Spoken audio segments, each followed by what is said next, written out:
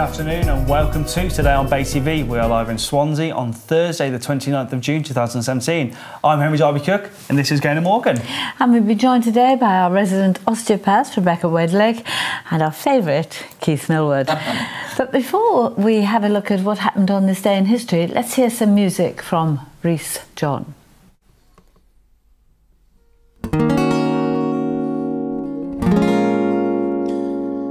Fly me to the moon and let me play among the stars. Let me see what spring is like on Jupiter and Mars. In other words, take my hand. In other words, baby, kiss me. Fill my heart with song, and I will sing forevermore. You are all I long for, all I worship and adore. In other words, please be true. In other words, I love you.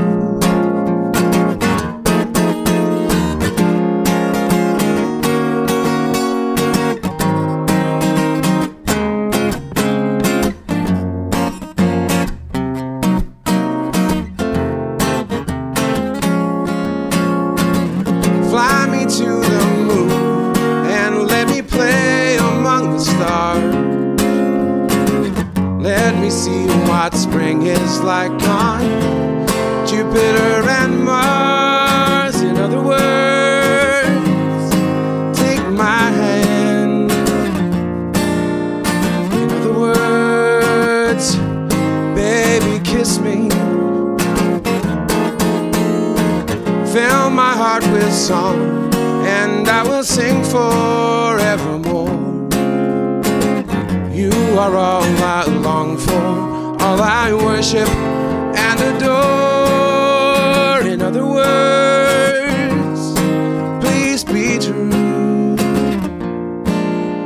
In other words, baby, kiss me. In other words, I love you.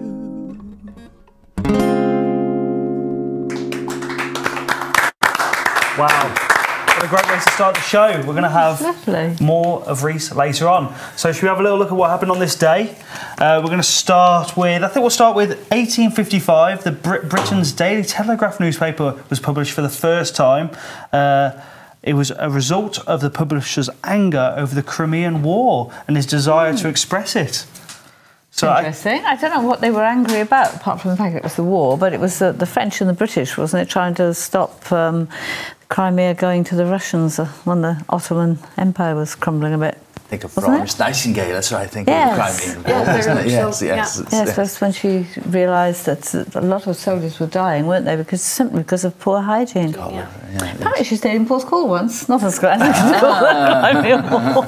I think it's quite interesting about this is a newspaper began to exist because of a cause, yes, and the wanting to document something and document their feelings. And I think, sadly, I think the press has changed a lot since then, hasn't it?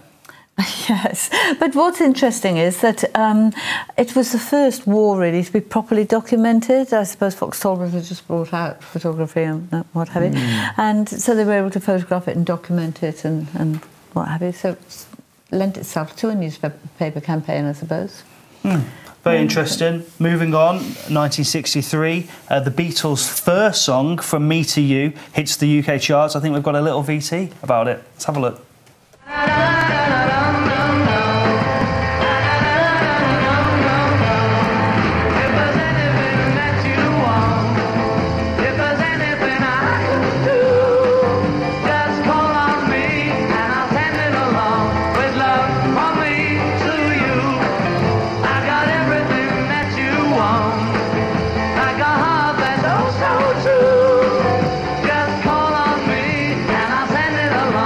With love.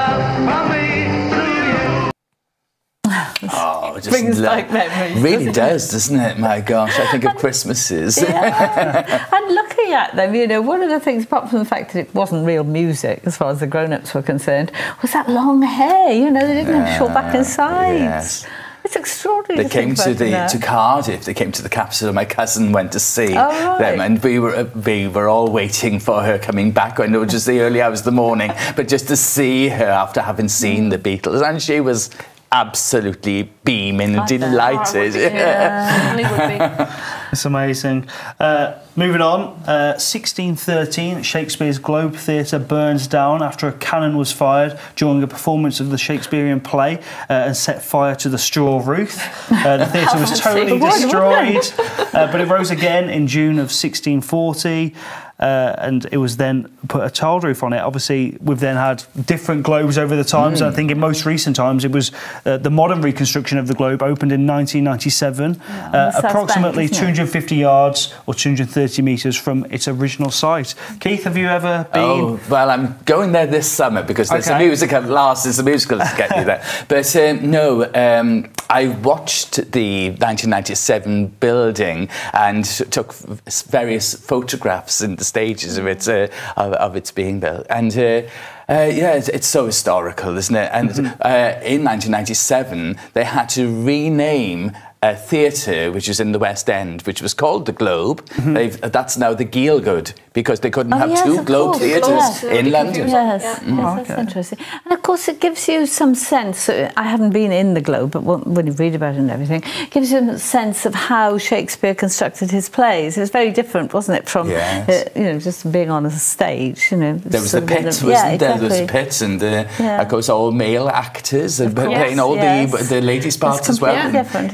In pastime. I haven't been in, but I've sort of walked around it, and you can just go in the foyer for a coffee or something, can't you? But it's wonderful that they did rebuild it. Yeah, so it's so important, isn't it? And obviously, for a theatre goer like yourself, Keith, it's kind of where just worry about that cannon. You know?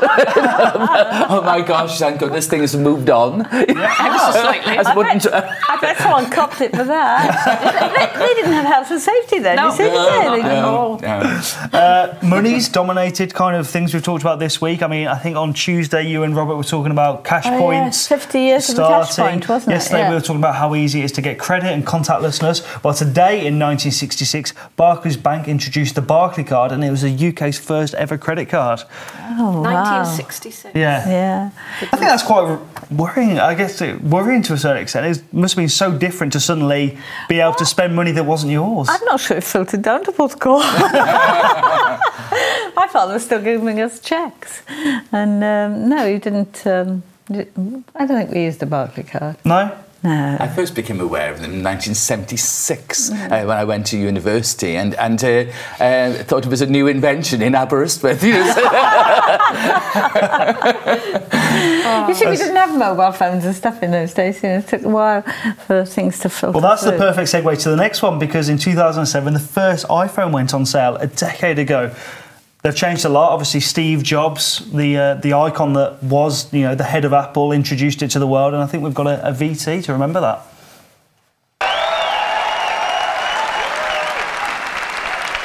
And we are calling it iPhone. Today, Apple is going to reinvent the phone. It seems like a world ago to me. I mean, so we've got the smoking ban had only just come into force. The final Harry Potter book had just hit the shelves, and Gordon Brown had just been elected Prime Minister. And at the time, obviously, Nokia and BlackBerry were dominating the mobile phone market, and I think everyone said it wasn't going to work for Apple, but obviously things have changed, and they are probably up there now with the best of them as the smartphone producers. I can remember the first mobile phone I had. It was like a brick. And I had a fight in the BBC to get this wretched mobile phone, and I was the one who was sort of going around the countryside. I knew where every single phone box was. Not every single phone box in Wales, but going up to North Wales and down to Aberystwyth and everything, I knew them all. Really? Hit us with some then. Well, there was one on the road to Tally. That was a very important one, because that's about an hour from home, and I'd always stop and ring home and see if the kids were all right. Okay. So I could leave home before the kids got up, I could get out. And anyway, there was loads of them. That's very interesting as always, Gaynor. That didn't mean to sound sarcastic. It is very interesting. I was delighted when I got an iPod, but there we are. I didn't realise that it must have been superseded by the iPhone. Anyway, thanks all. We'll be keeping both Rebecca and Keith with us when we have a look at the papers after the break. See you in a minute.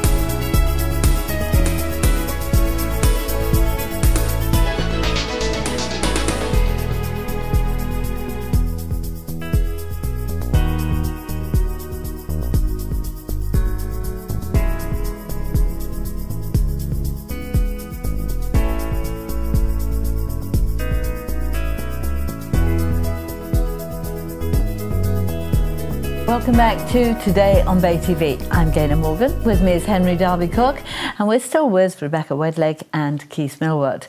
But before we have a look at today's papers, Rebecca, what are you going to be talking to us about today? Today we're going to be discussing fibromyalgia, which is something that I actually am starting to see more and more patients in my clinic coming in to me with, normally coexisting with other conditions. And what is as well? It's a chronic, widespread pain condition, and there are spots on the body. There are approximately 18 spots on the body that they use to diagnostically determine that you've got this, amongst other tests. And pressing on them will give pain. So patients will have this widespread pain. They might have something called fibrofog, which basically you might have difficulty in recalling words, or just feeling like your brain's a bit muddled. So you might go to say, oh, can someone go and wash up that saucepan, and say, can someone go and wash that sausage or something? You know, it's just, you can have cloudy thinking, you can have fatigue, unrefreshed sleep, things like IBS. So it's a number of symptoms, but in order to diagnose it, it's a process of elimination of other conditions as well, because it can coexist with conditions such as IBS and things. But so they need to determine, is it fibromyalgia, or is it something else? Is it because people might come in with things like lupus or rheumatoid arthritis and also have fibromyalgia, or it could be something else. So what does the word mean? What's it indicative of? It's indicative of this widespread pain, because you've got fibrous tissue in your body, and myalgia is pain. So it's just it's a diffuse, chronic, widespread condition. And do we know how people get it? That's the interesting thing. What they can find is because it can coexist with other conditions, but also if someone has been through a trauma or a stress, they can also develop it then. So it can be from a traumatic incident. And you've stuck with it then? You can have it long term, yeah. Some people can go into remission from it. Some people actually will have, they'll go into cycles of it. So they'll have what they'll call flare-ups. So you might have someone say to you, oh, I've got a flare-up of my fibromyalgia at the moment. Is it phantom pain, or you can actually reproduce the pain? So there are 18 spots on the body that we will look at assessing, and they're at various locations on the body, and when you press them, it will cause quite a great deal of pain. But there is a relationship between the brain and the body, and as you know, there's so much we don't know about the brain, and this sort of sensitization of what can happen. And you might find that someone's had something traumatic happen to them, or gone through an accident, or had another illness, and they can then develop this. And it's 7 to 9 times more likely to occur in females than males. Is it genetic at all? They think that there is a genetic disposition to it, but it doesn't necessarily mean that if you've got a mum or your grandmother's got it, that you are going to develop it yourself. And what sort of age does it kick in at? They're usually between 30 and 50. However, you might see older people develop it. You might see youngsters develop it as well. But demographically, that's the usual age group. And when I have patients come in with it, they usually have maybe another form of arthritis at the same time, IBS or lupus, which has quite a large range of symptoms. So what can be done to alleviate the problem? Well, if someone thinks they've got fibromyalgia, obviously I'm going to send them along to the GP. They might need to have blood tests done to check on certain levels of things in the blood to make sure everything's, you know, where it should be. And then if after the process of elimination they decide, yes, you do have the fibromyalgia, it'll be looking at, one of the main things is sleep. Because you need refreshing, good sleep, and people that have this often complain that they're not getting that good quality sleep that they need, because sleep and pain levels can go hand in hand. So it's about introducing and, you know, promoting relaxing sleep, so relaxation, massage therapy. For a lot of people, these tender points will be really, really aggravated. So it'll be about doing soft tissue work for that. So your things like your massage, your mobilizations.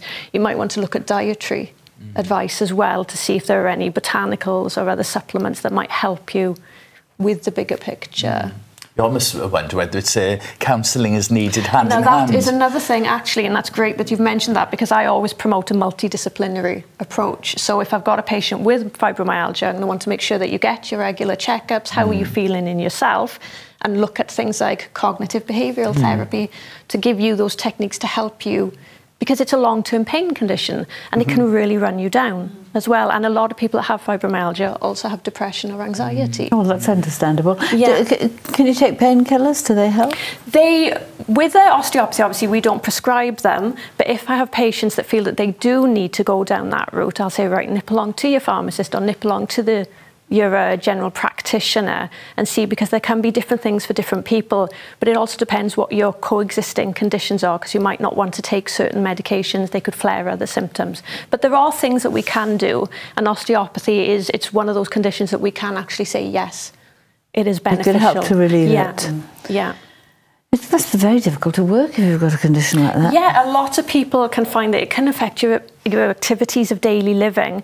And it's difficult as well, because it's not as if you can see someone walking around with fibromyalgia. So it's one of those what we call invisible illnesses. And it can be very distressing for someone when they'll say, you know, they'll park in a disabled spot or they'll do the things they need to do, and someone will be like, well, you're walking around fine.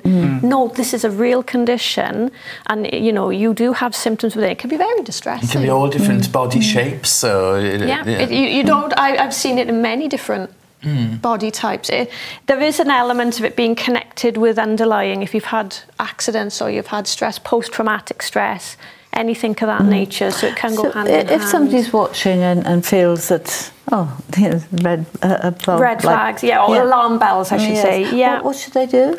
What they can do is you can have a look on the NHS website, or you can even just go on Google and type in fibromyalgia, and there's a support network. You've got Fibromyalgia UK. You can also go to the Institute of Osteopathy, because they've got the list of conditions and things that you can look at, what can be treated and what can be helped with.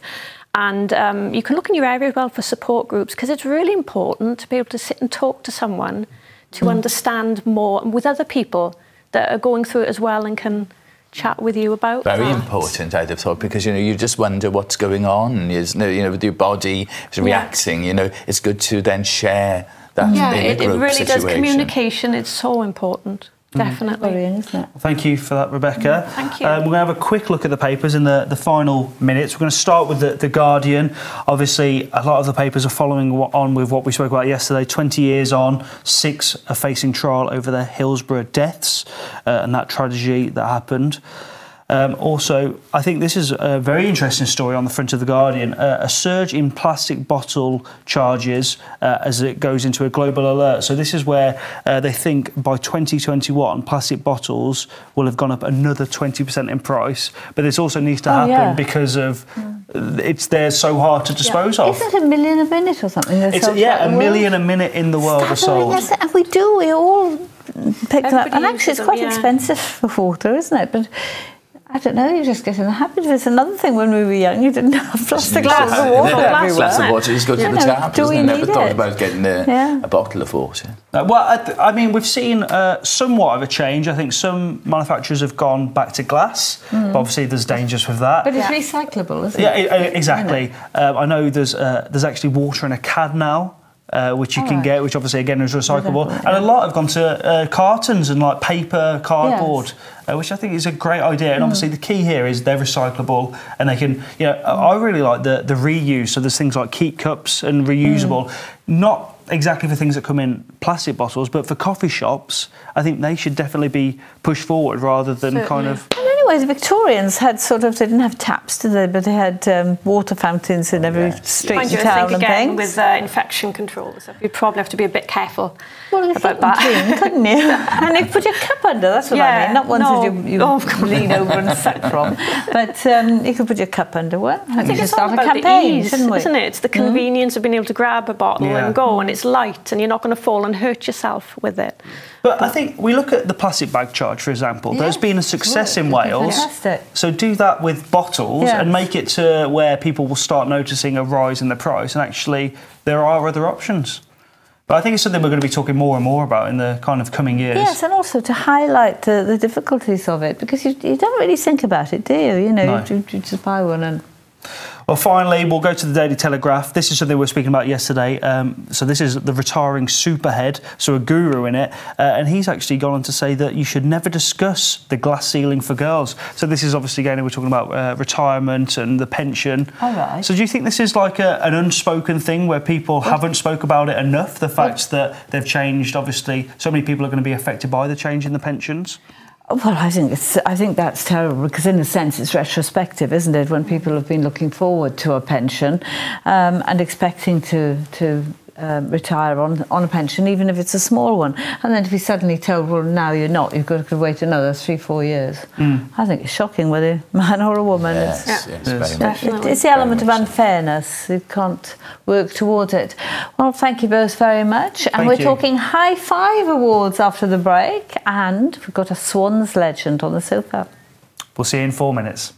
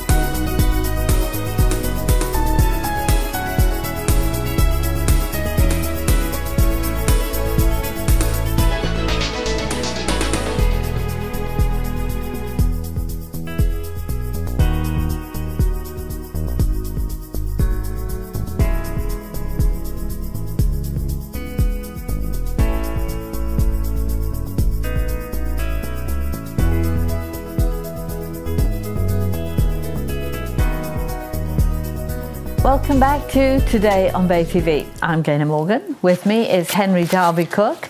And now we're talking High Five Awards. And we've been joined by Leon Britton and by Layla. And Mark Gosney is going to join us in a minute. But I think perhaps we'll start talking about the... Yeah, we'll talk. So you, Leon, how did you get involved with the High Five Awards?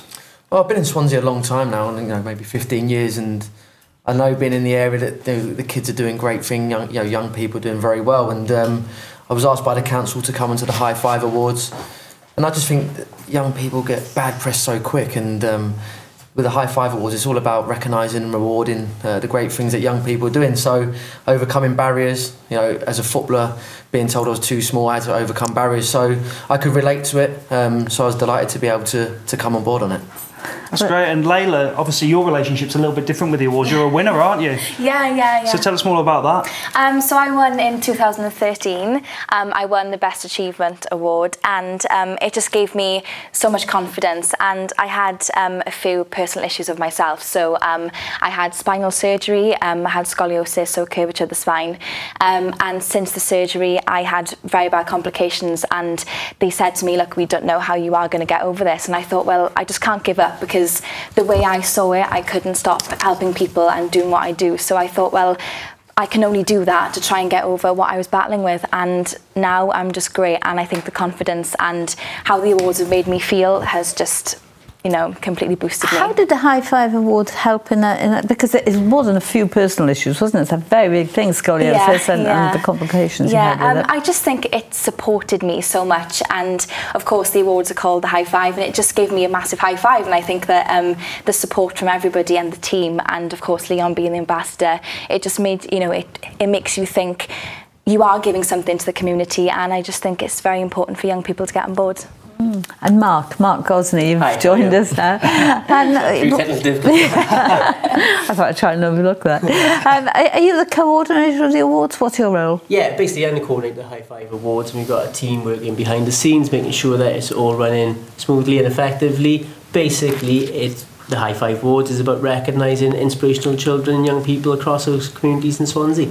So it's a Swansea thing, is it? Yeah, to be nominated you have to be 0 to 25. You can be nominated as an individual or as a group, and this year we've got a special schools award as well, which is open to classes and larger groups, and you have to live or be educated in Swansea. So how long has it been running? This is the 6th year that it's been running now, so it's grown year on year. We had over 140 nominations last year, and it's incredible to see the amazing stories like Layla's that you've heard across Swansea that without the High Five Awards we really wouldn't hear. And how did it was inspirational really to get Leon involved, wasn't it? How did that come about? Leon's been fantastic. Basically, when we developed the awards, we wanted to show how brilliant and how fantastic our children and people are, because very often the younger generation can get bad press.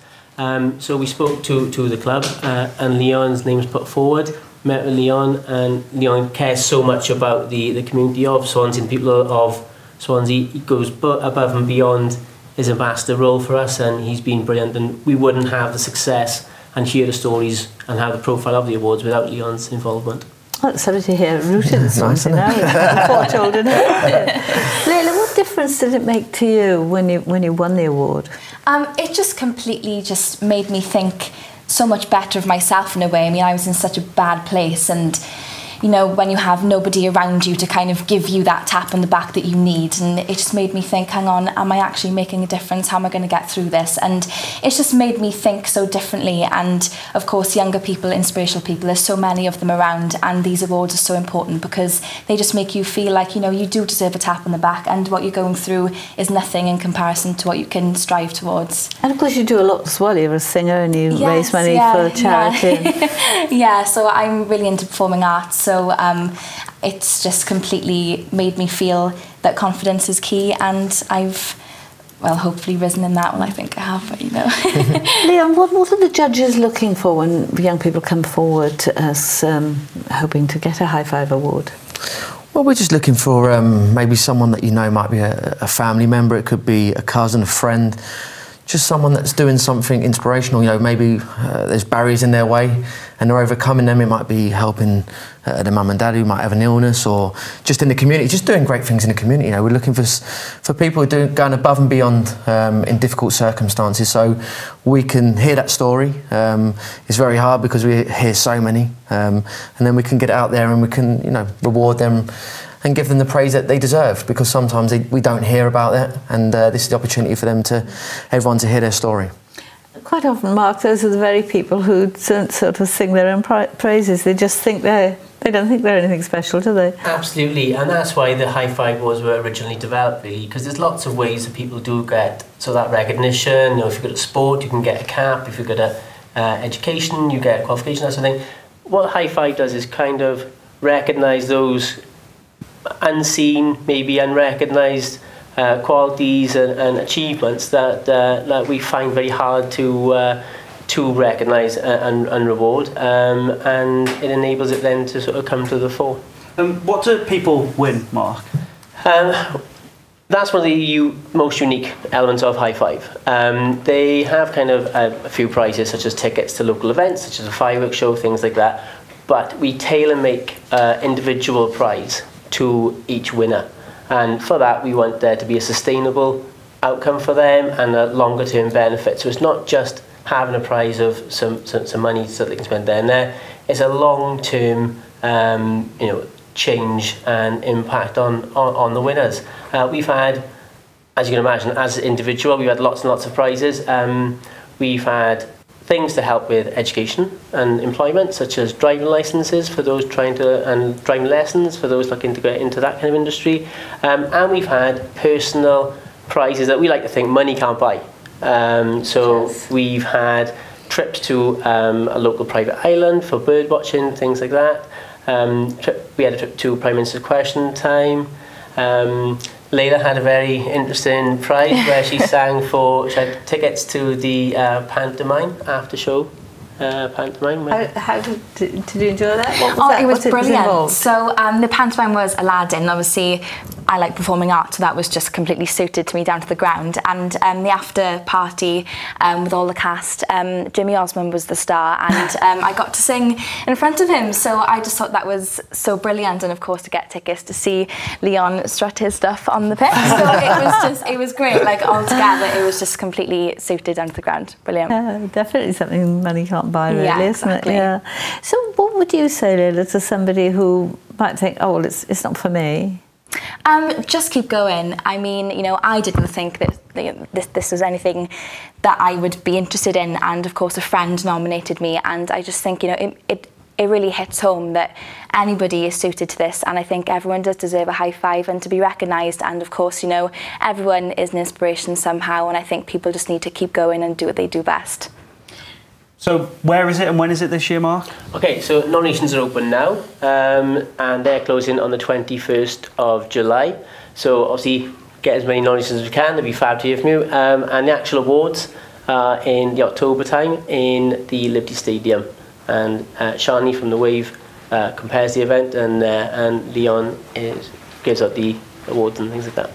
This is amazing because it makes you so proud of the community. Obviously, I think this community lives and breathes football, Leon.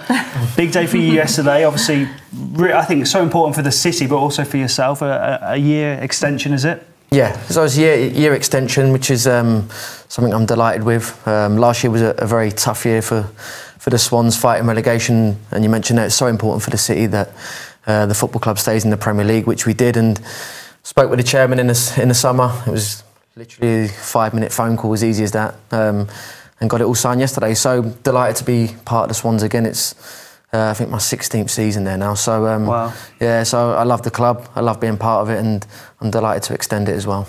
You're very much an adopted son, aren't you, of the city?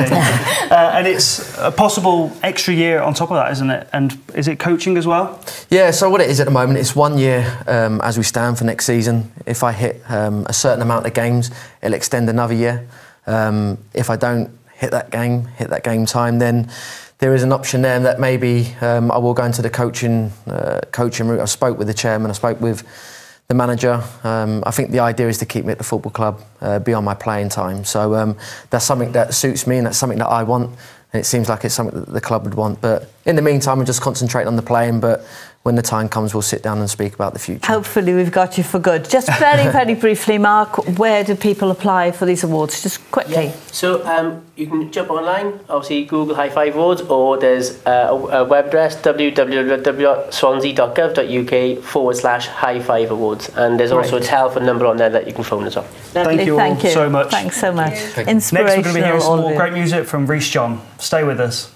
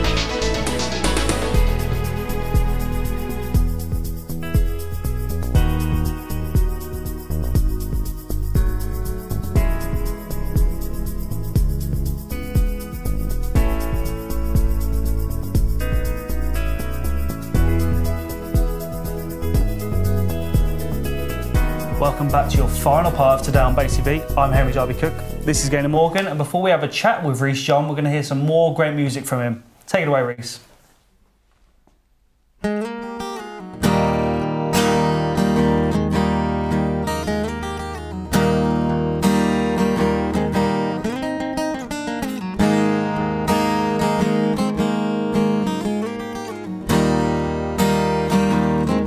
Hang your lanterns in the eaves so I can see them from the road.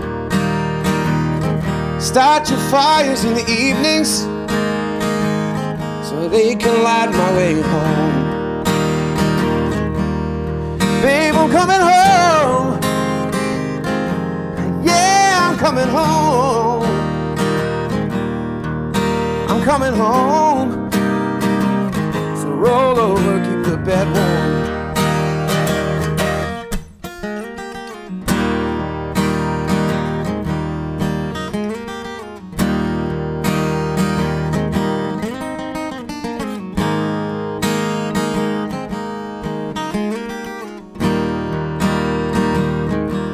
Yeah, it's been a long road, but the end is finally near. There's only 3 more horizons till warm love and ice cold beer. Babe, I'm coming home. Yeah, I'm coming home. I'm coming home. So roll over, keep the bed warm.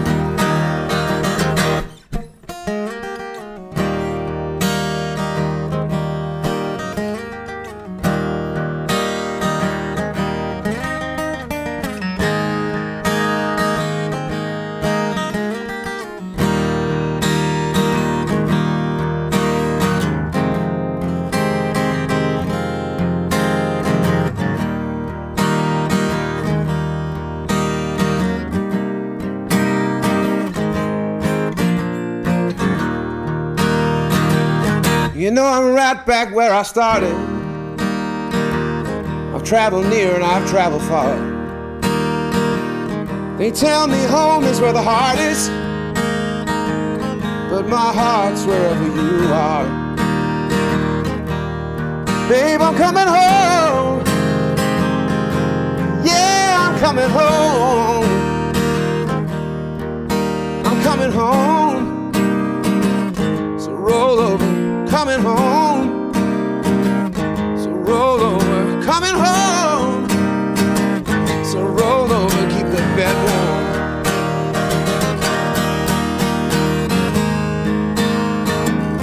Keep it warm for me, baby.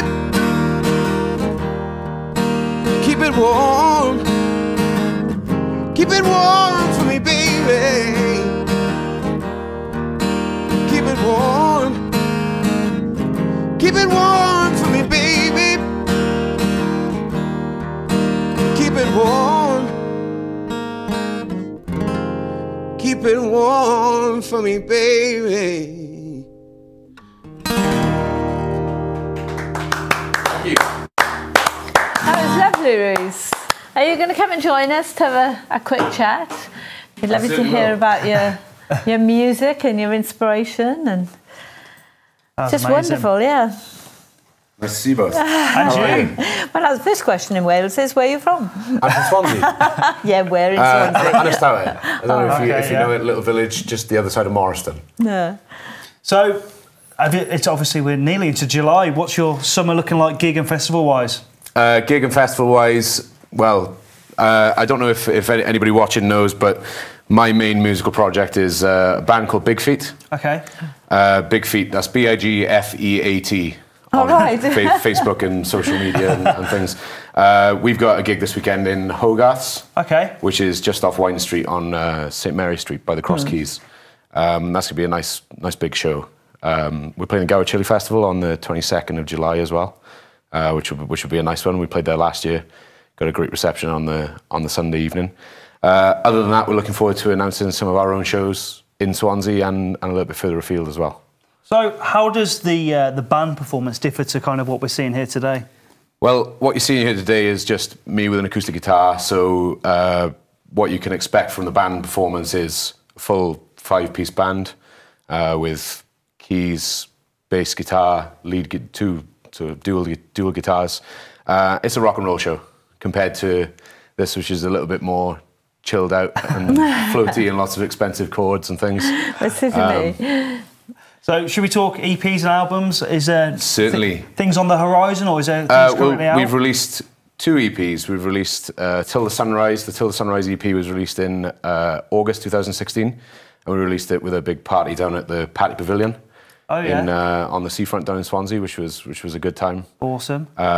We released our second EP then in April this year, which was the Medicine Man EP. So Medicine Man EP and Till the Sunrise EP is both available on iTunes and Spotify.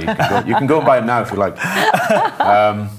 Keep watching first, please. Yeah, of course. Yeah, stay tuned into BayTV, of course. And all original work. All original work. Yeah, with the 2 EPs, we recorded a 1-day session up at Monmouth Valley Studios in Monmouthshire. Okay.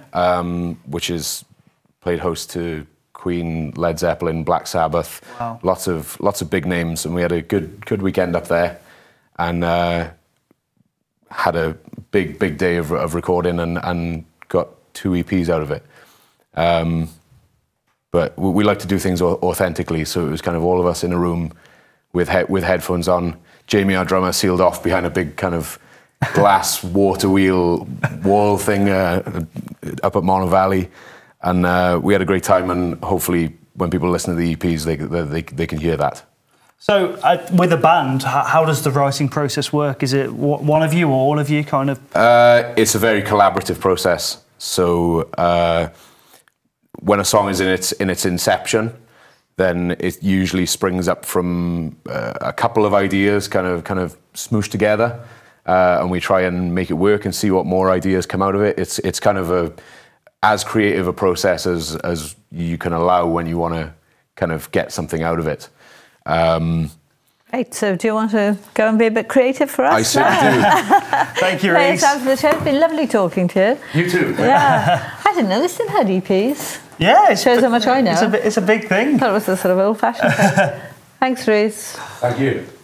Well, thanks to all our guests today. It's been a good one, hasn't it? And for all the viewers watching us, it has been good fun. Today's film is It's Great to Be Young, starring John Mills. With that, let's hear some great music.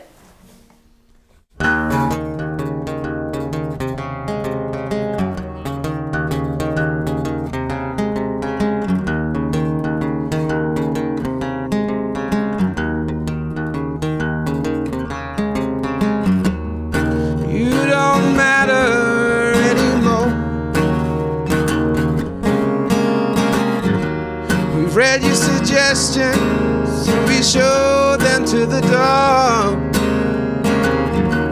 We feel aggrieved, I shouldn't be surprised.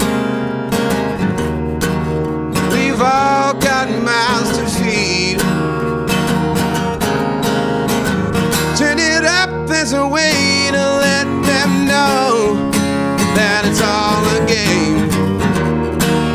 Lap it up because you swallowed everything they've got for sale. And when the walls come down, be there, slinging shadows in the rain.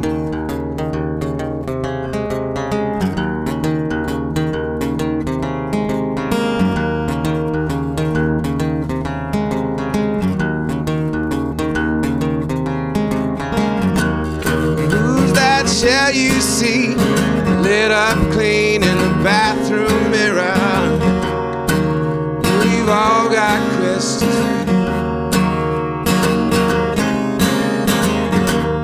Feeling like someone should step in. So here's your service with a grin. Turn it up, there's a way to let them know that it's all a game. Lap it up because you swallowed everything they've got for sale. And when the walls come down, be there, slinging shadows in the rain.